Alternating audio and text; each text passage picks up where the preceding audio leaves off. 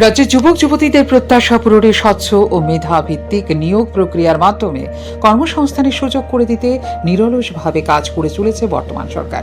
বৃহস্পতিবার আগরতলার রবীন্দ্র শতবার্ষিকী ভবনে পোস্ট গ্রাজুয়েট শিক্ষক পদে নির্বাচিত 865 জন যোগ্য প্রার্থীর হাতে নিয়োগপত্র তুলে দেন মুখ্যমন্ত্রী ডাক্তার মানিক সাহা। নিয়োগপত্র প্রদানের এই অনুষ্ঠান থেকে তিনি বলেন, রাজ্যের শিক্ষা ব্যবস্থাকে আরও সুদৃঢ়, আধুনিক ও মানসম্মত করে তুলতে নবনিযুক্ত শিক্ষক শিক্ষিকাদের সততা, নিষ্ঠা ও দায়িত্ববোধের সঙ্গে ছাত্রছাত্রীদের গুণগত শিক্ষা প্রদানে গুরুত্বপূর্ণ ভূমিকা পালন করতে হবে। এছাড়াও এদিন যারা নিয়োগপত্র পেয়েছেন তারা প্রত্যেকেই নিজেদের যোগ্যতা ও মেধার ভিত্তিতে এই সাফল্য অর্জন করেছেন বলে তিনি জানান।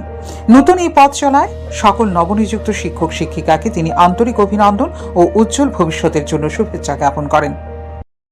আনন্দের বিষয় যে এরকম একটা সুন্দর দিনে আমরা প্রতিবারে কিছু অফার আমরা এইভাবে বিতরণ করে যাচ্ছি, কিন্তু আজকে একটা বিরাট সংখ্যা, প্রায় 865 এবং পোস্ট গ্রাজুয়েট টিচার পদে আজকে এখানে অফার বিতরণ করা হচ্ছে। প্রায়ই আমি দেখি মাঝে মাঝে রাস্তায় অনেকে যায়, চাকরি নেই, চাকরি দিতে হবে, এখনো কেন ওইটা ডিক্লেয়ার হচ্ছে না। আমি এখন এগুলো দেখি আরে হবে, এগুলো চিন্তার কিছু নেই। এখন এগুলো তো গতানুগতিক, যে একটা আগে সরকারের সময় আমরা দেখতাম এইভাবে বেরোতে দিতে হবে। আমি আপনাদের আগে আমাদের সরকার এবং আমরা নিজেরাই কবে তাড়াতাড়ি দেওয়া যায় তার জন্য চেষ্টা করি, এবং সব জায়গায় কিন্তু আমাদের সেই চেষ্টা আজকে গত কয়েক বছরে আপনারা দেখবেন যে যেভাবে আমরা চাকরির অফার এবং নিয়োগ দিচ্ছি, আর প্রচুর এখন পাইপলাইনে রয়েছে।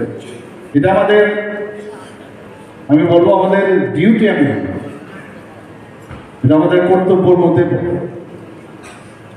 কাউকে অ্যাভয়েড করে বা কাউকে অবহেলা করে আমরা যদি যে চাকরি, নতুন নতুন চাকরি, আগে তো যেগুলো গ্যাপ রয়েছে সেগুলো শূন্য স্থানগুলো তো পূর্ণ করছি, পাশাপাশি নতুন নতুন চাকরিও কিন্তু আমরা ক্রিয়েট করছি এবং ফিলিং আপ করছি। আপনারা নিশ্চয়ই প্রতিনিয়ত আপনারা দেখে থাকবেন ক্যাবিনেটের পরে সেখান থেকে অ্যানাউন্সও করা হয়। এখানে শুধু 865 জনের সাথে সাথে আমাদের সরকার যারা ডাইন ইন হার্নেসের মাধ্যমে সেখানে 3 জনকে আজকে নিয়োগপত্র দেওয়া হচ্ছে, এবং এখানে একজনও বলতে পারবেন না, আমি সবসময় এই কথাটা বলি, আপনারা নিজেদের পরিশ্রমে